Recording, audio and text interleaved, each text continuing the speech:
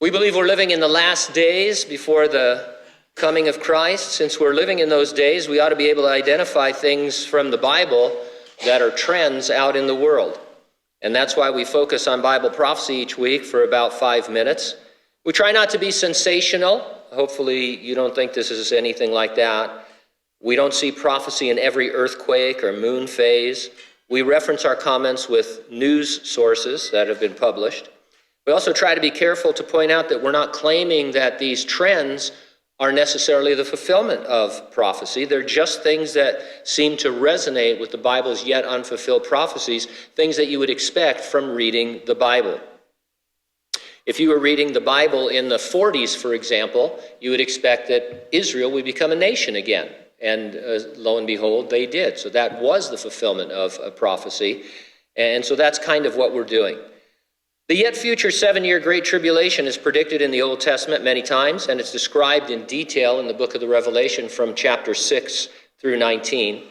It's going to feature totalitarian control over citizens using some form of mark on them that sounds a great deal like biometrics. And so we look at biometrics to see how that's trending. I read an article titled, "Guyana to Launch Biometric National ID Card, Portugal and Jamaica Digital ID Plans Advance." So let me read some excerpts from the article. Guyana's government is planning to include biometrics among the security features of a new national ID card for use with all public services. Options for a new national ID card are being considered ahead of its introduction to replace multiple different forms of ID currently used for services such as pensions, tax payments, Social Security, immigration status, and admission to schools. The new credential is part of a broader civil registration reform. The establishment of the Department of Citizenship was intended to protect the rights of citizens. Our citizenship policy is to ensure that every Guyanese citizen will be accounted for from birth to death as far as technologically possible, their president stated at a recent event. So nothing could go wrong with that, right? The government tracking you from birth to death with one card.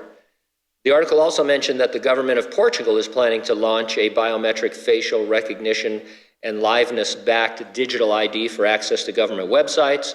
A digital Jamaica is coming soon. Jamaica's Ministry of Science, Energy, and Technology has developed an 8-point plan to build out the country's digital services. They say the average wait time to visit a government office right now is 4.3 hours. So if you have business with the government, you have to wait 4 1/3 hours. This service is going to be far more efficient, they say.